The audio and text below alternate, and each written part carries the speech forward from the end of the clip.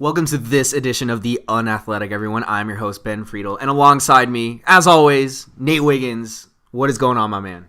I'm doing very well. I had a good weekend, and, I'm very happy right now. Although, as happy as I am, you are not going to be here for the rest of the week, so that is kind of sad. Yeah, I'm not going to be here. But I'll find a way to survive, Ben. I will find a way. Well, I mean, me not being here does not inhibit us doing this show. I was talking more just about our friendship. Oh, yeah. But I guess to you, our friendship is built on the show. Okay. Yep, pretty much. So anyways, diving into the show right now.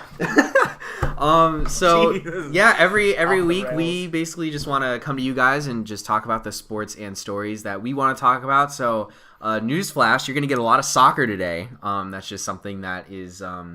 I think we've defined it in past shows as the gift that keeps on giving. Beautiful game. The beautiful game. And boy, did soccer really give us a lot of great content to talk about for this episode. So we'll get into that in a little bit. But other than soccer, we're going to be talking some NBA playoffs this episode. And on a more general note, we just make it a point to try to break the mold and try to just talk about the sports that may not get enough attention.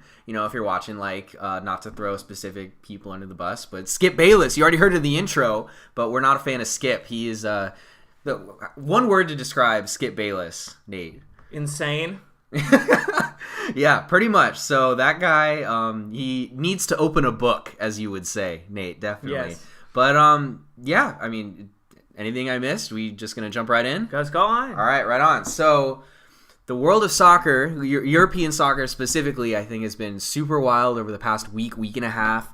We had the conclusion of the quarterfinals for the Champions League, and we actually want to start our discussion on a game that we didn't even bring up, or we barely brought up last episode, Barcelona versus Roma. And in case you're living under a rock, Roma came back and beat Barcelona 3-0 in this leg.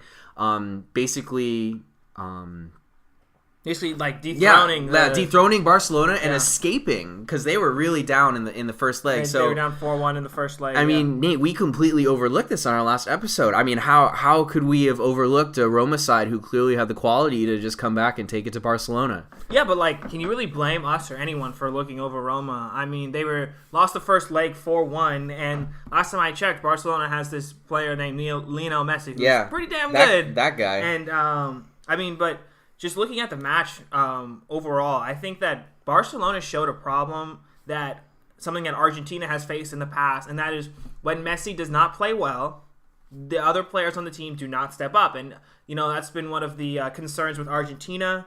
If you look at Argentina over World Cup qualifying, it took a hat trick from Messi in the final day of qualifying for them to even get to the World Cup. And, you look at Barcelona now, I think that Messi is...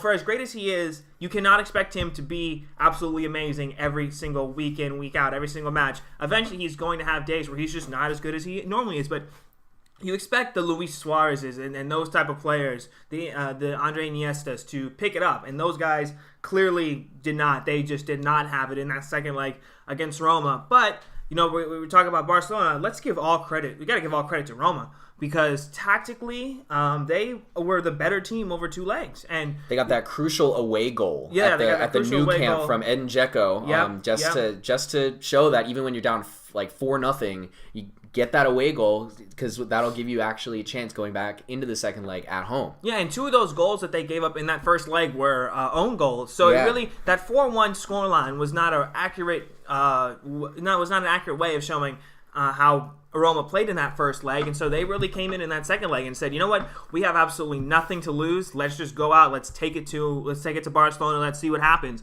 And while I was watching this match, I actually did not see the first two goals, but once that Roma had cut it, once they were up 2-0, I turned it on, and I was like, just the passion that these Roma players were playing with, and when they scored that third goal, the celebration, the players on the field, the fans in the crowd, it was just incredible. I mean, this is a huge upset. This is a huge upset, for Barcelona, the big boys, the big Spanish boys, got the best player in the world, got all this money, and they coming against a Roma side that is a good side. Roma is a good team, but I don't think anyone expected them to get this far. So all credit in the world to Roma because they were the better team over 2 legs. Over 180 minutes, they outplayed Barcelona. You mentioned Messi, and you just dubbed him in your last statement best player in the world. Now, I think the question becomes, though, Barcelona has not made it past the quarterfinals in the Champions League in the past 3 years. So 3 straight years they haven't, been where they need to be in the Champions League and where you would expect a team like Barcelona to be. So I think the question is, over the last few years, does that reflect negatively upon Messi's legacy, and potentially has Ronaldo passed Messi as the GOAT, if you will? I still think Messi's the best player in the world, and I think that, from a talent, just objectively, I think you could clearly make the argument that he is the best player of all time. However, you look at the quarterfinal losses in the Champions League, and you put into the fact that with Argentina... He's retired twice. He's retired twice. Between 2014 and 2016, he lost 3 straight Cup finals with Argentina, the World Cup in 2014, and then lost back-to-back Copa America finals. And so, I think that this does reflect negatively on Messi's legacy, particularly the fact that in those losses, he did not play well. And, you can talk about Higuain and that miss in the World Cup final in 2014, but, in those games, Messi has not played well. I remember in 2016, Copa America against Chile, when they went to penalties, and then he skyrocketed that penalty to the freaking moon. I think that you can look at Messi's legacy and say, you know what? He has the talent he's got, and I think that he is one of the best to ever play the game, if not the greatest, but there have been times in some of these big games where Messi has not stepped up, whereas Ronaldo, we'll get to him in a little bit, Ronaldo has stepped up. So I'm not here to say that Ronaldo is better than Messi, but I do think that some of these losses do reflect negatively on Messi's legacy.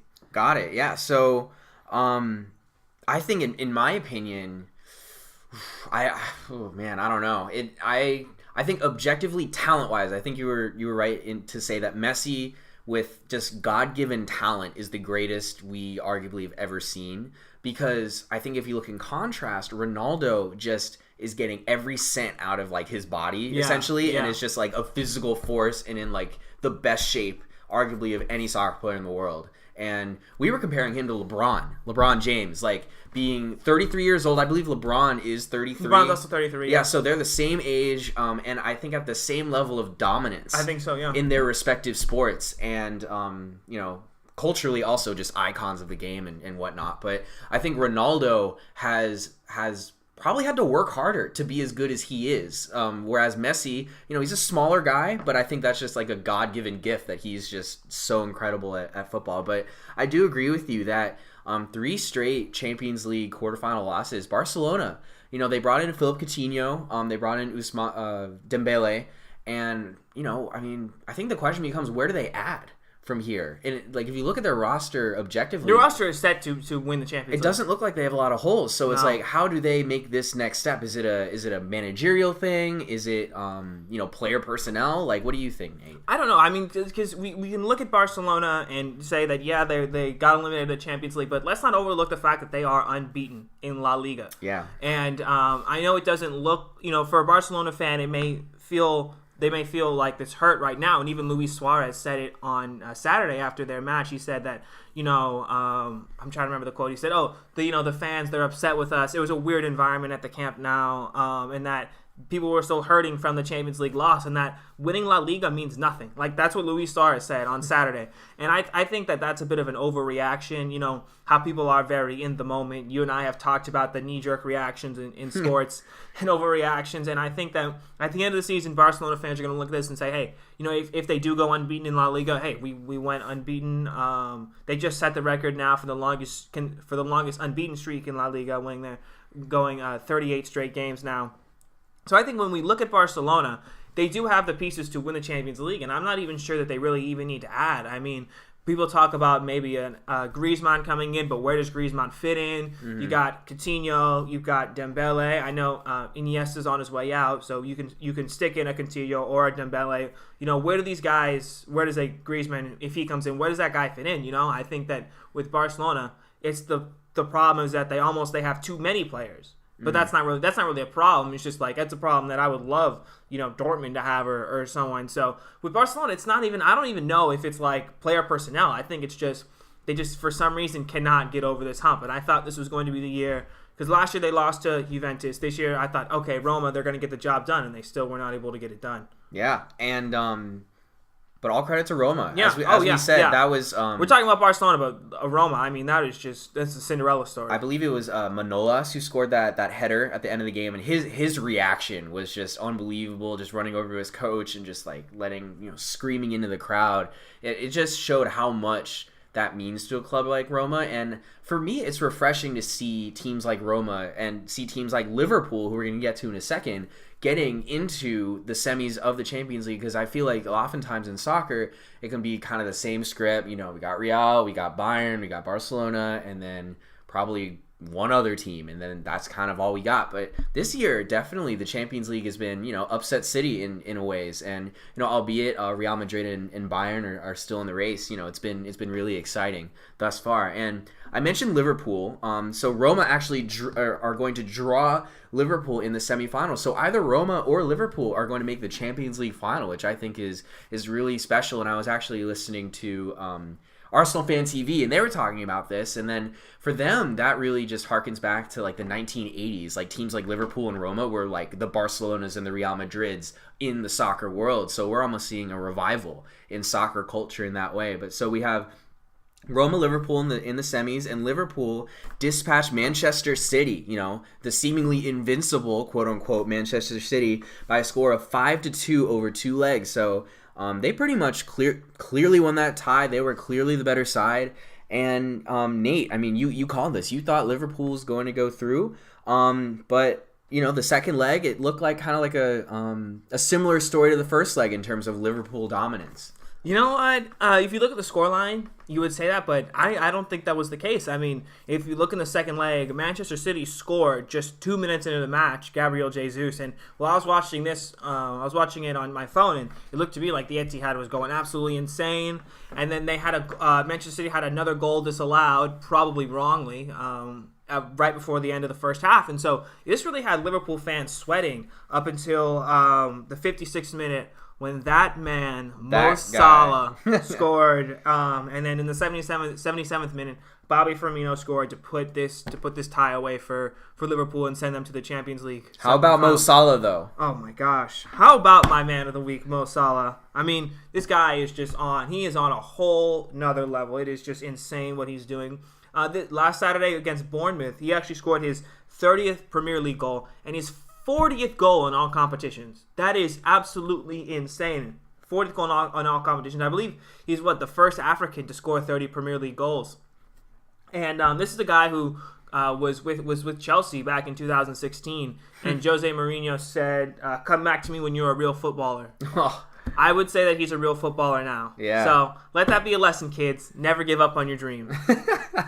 Definitely. And now Mo Salah will face his former team in the Champions League semis. And I think on a semi-related note, I saw Roma's social media kind of posting about the fact that they were going to face Mo Salah. And Roma, their team had all good things to say about Mo Salah. And I think it was really important that their team kind of on their social media accounts are treating Mo Salah in this way of like, hey man, we respect everything you do and you still mean a lot to this club and what you gave to us last season. And so given how violent and very racist Italian fans in the domestic league can be, I think it's good that the Roma social media account actually came out and said these nice things about Mo Salah. So hopefully we see a hero's greeting for him. But I think once game time gets going, we're going to hear some boos definitely when he gets the ball. But yeah, I mean, Nate, this is a big semifinal matchup. I think two sides that I don't think anyone at the beginning of the season thought would make it to this point. I didn't think Roma was going to make it out of their group, to be honest, with Atletico and Chelsea. Yeah, and now here they are in the semifinals. So Nate, who do you have going through and winning this tie, advancing to the Champions League final, which will take place in Kiev, Ukraine? What a city!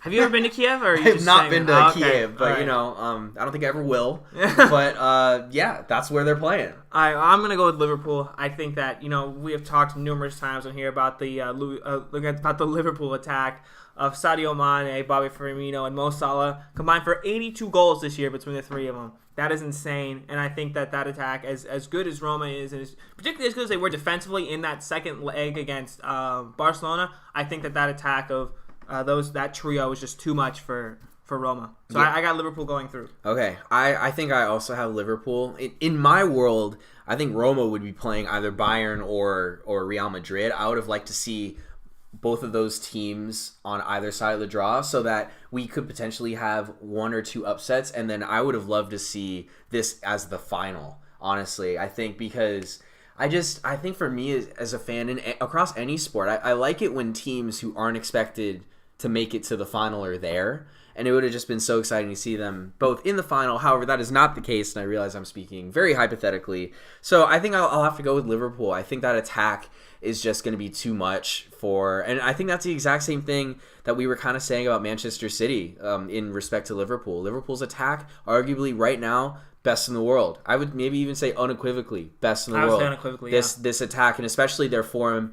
that Firmino, Sane, and Salah, they've all had in the Champions League all year. I think each one of them has at least 7 goals in the Champions League alone thus far. And so when you have 3 guys coming in, and even over the weekend, each of them scored a goal apiece.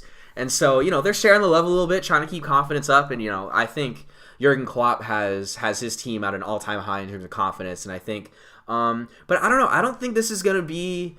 I think it'll be closer than Liverpool-Manchester City. I think just given Roma are just riding this high in the Champions League, and, they're going to be coming in with all the confidence in the world saying, hey, we just beat Barcelona. I mean, beating Liverpool, should, not be nearly as difficult as beating a team like Barcelona. So, yeah, I do have Liverpool in this game. And I think speaking of Roma though, in that crazy comeback, that wasn't the only crazy comeback to occur in the Champions League, or at least almost to occur in the Champions League. So Real Madrid, in fact, on the other side of the draw, they almost blew their chances of advancing to the Champions League semifinals. They won on a final aggregate score of 4-3. And if you were living under a rock, there's also this guy named Cristiano Ronaldo who, Nate, last I heard, he's pretty good. Yeah, he's a pretty good player. And I think before we get into what Cristiano did in order to just secure his team spot in the Champions League semifinals, Juventus, the team that Real Madrid were facing, they were down 3-0, or...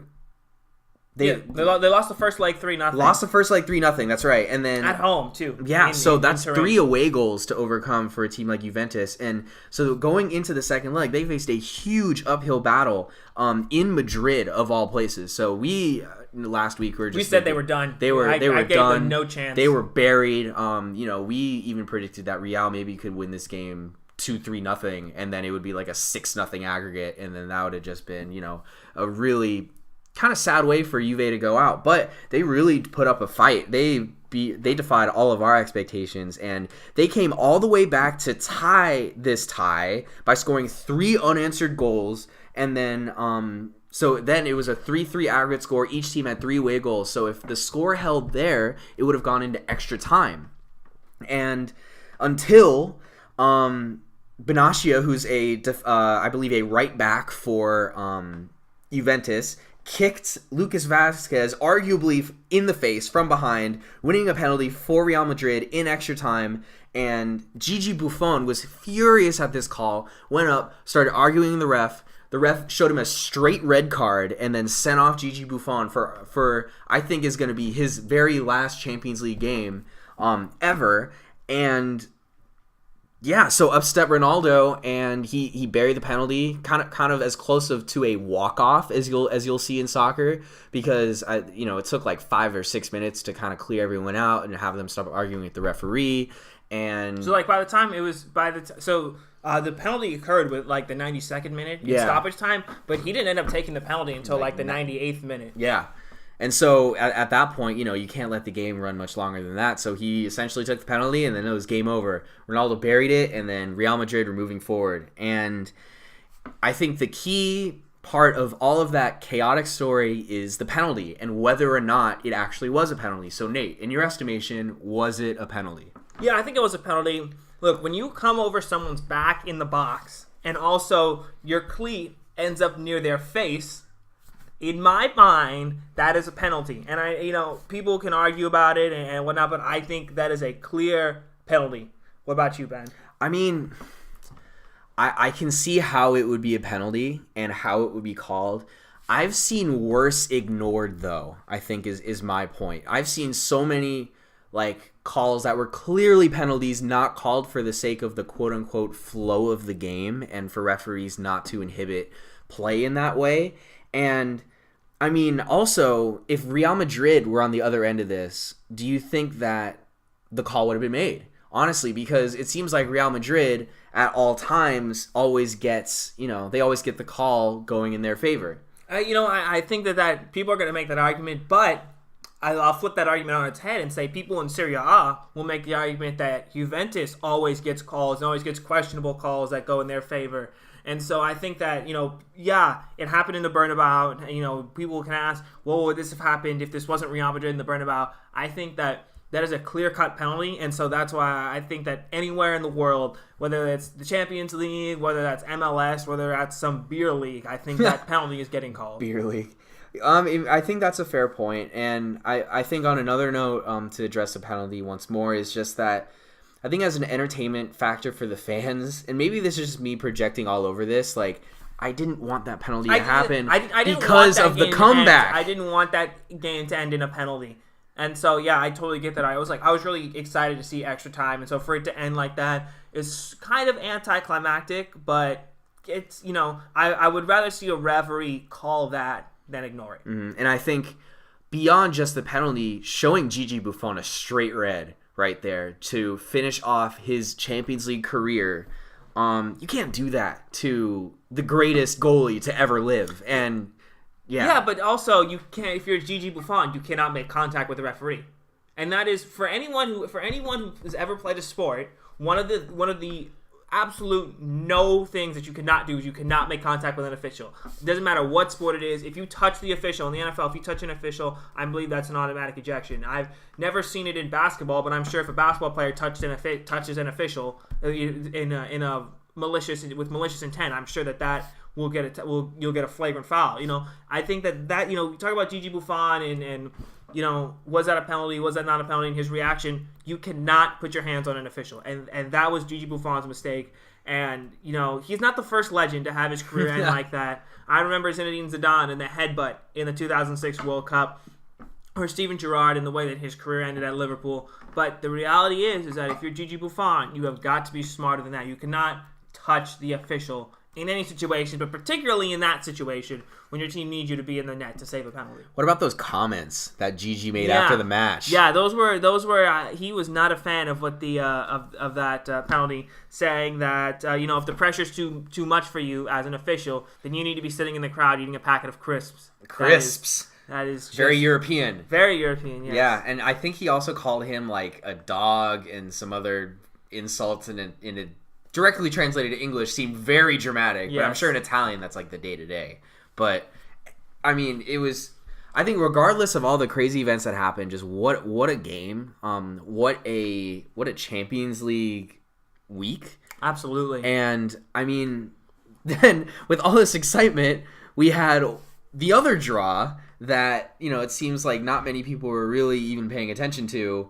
Bayern Munich versus Sporting, correct? Sevilla, yeah. Sporting is Europa League. We'll get to that in a little bit. So Bayern Munich taking on Sevilla, and Sevilla is the team that had taken out Manchester United in the previous round. And I mean, the aggregate score was a 2-1. 2-1 aggregate score, pretty low scoring draw. So Nate, since it was, I would say, a relatively uneventful draw, give me kind of one quintessential phrase to sum up this entire draw. Those two teams played each other. Yeah. honestly, I totally forgot about that match. It was just from the highlights that I watched. It was very boring. It was particularly that second leg. I would have rather have watched paint dried than watch the highlights. Than watch Bayern against Sevilla. Yeah. But I mean, regardless, Bayern went through. They got the result, even if it wasn't pretty. They move on to the next round to face two big boys. Face Real Madrid. And I know what a tough draw for Real Madrid, kind of coming out of the group stage, like having to play Juve and then Bayern and PSG before that, then PSG before that, and then going into a final potentially, playing either Liverpool or Roma, who is in the context of how this tournament has gone, not an easy match at all. So all credit to Real Madrid, but I mean, I think Bayern also has something to prove. So Nate, I think that begs the question. These are two big boys, like two teams that just refuse to lose. At least on the international level. So who has the edge? I'm gonna go with Real Madrid. Sorry, I almost said Bayern for a second. I'm gonna go with Real Madrid. And the reason for that is Bayern has had a very easy road to the final. They got Besiktas, they dominated that. They got Sevilla, but now they're gonna have to play a big boy compared to, like we just said with Real Madrid, they had to play PSG, Juventus, and now they got to play Bayern Munich. And so I think that adversity is only gonna help Real Madrid more compared to a Bayern side that's kind of had it pretty easy so far. Yeah, and Bayern over the weekend, I believe, clinched the Bundesliga title. Last week. Last weekend. Last week, yeah. And so they kind of cruised through Bundesliga. I saw a photo of their bench this week, and it had Lewandowski, Ribery, James Rodriguez, had all their stars on the bench last week. Yeah. So they're just kind of chilling. And if you look at the way that they've rotated their squad, their main squad has not had a lot of time playing together. So that could be an advantage for Real Madrid, who they've basically been playing together. They had the same squad for pretty much the entire season. So there's not that same rotation. Yeah, and I think given the adversity, as you said, in playing PSG, Juventus, and now Bayern Munich, I think the adversity that they've gone through to get to this point, and also the losses that they've taken in their domestic league, I think were great learning opportunities for this team to just really place their value into the Champions League and not take those matches for granted. Like maybe a Juventus in the first leg of that draw took the Champions League for granted. Manchester United for sure took Champions League for granted this season. So I think that Real definitely knows the importance of doing well in these critical draws right now, and I think Ronaldo is just going to be too much at the end of the day. He's just an unstoppable force, and I think this season, arguably him and Mo Salah have been the best two so far this season, and not to take anything away from the likes of Messi, Harry Kane, so on and so forth, but those two have just been on another level. So imagine, so I have Real in this match, and so we've picked Liverpool and Real. So imagine a Real Madrid Champions League final. That'd be a fun Champions League final. Wow, Absolutely. What the goal scoring prowess Absolutely, yeah. on both sides. That could be like a 5-4, no, maybe not 5-4, but a really high scoring final draw. I don't think we want to get too ahead of ourselves. I think we'll cross those prediction bridges when teams have officially gone through. But I think for this Real Madrid and Bayern draw, I think one final point that's really important to note, maybe just to give a little conceit towards Bayern, I think guys like James Rodriguez have a lot to prove in this game, and this is the most important game of their season. And James Rodriguez has played fantastic this year, and he's really just he didn't go into this year with a confirmed spot in the Bayern starting lineup, and he has won that job and has completely dominated. So in this first leg, at least, I give Bayern at least a semi shot. I think Real Madrid will win, but I think it'll be a score 2-1. Ronaldo with 2 goals for Real Madrid, and then James Rodriguez with the 1 goal for Bayern Munich. And do you know where this draw is taking place? First leg is in Madrid. First leg is in Madrid, so it's going to be really important for Bayern Munich to get that away goal going back home to Bayern, and then kind of closing it out in that way. Woo! Man, there we go. Champions League. It's exciting stuff. And when we come back, actually, we are not done. We are not done talking about soccer. We need to take a little break because that was 30 minutes of just talking about soccer. And guess what? We're going to come back and talk about it more. So stay tuned. We'll be right back. Like what you're hearing? Well, I've got news for you.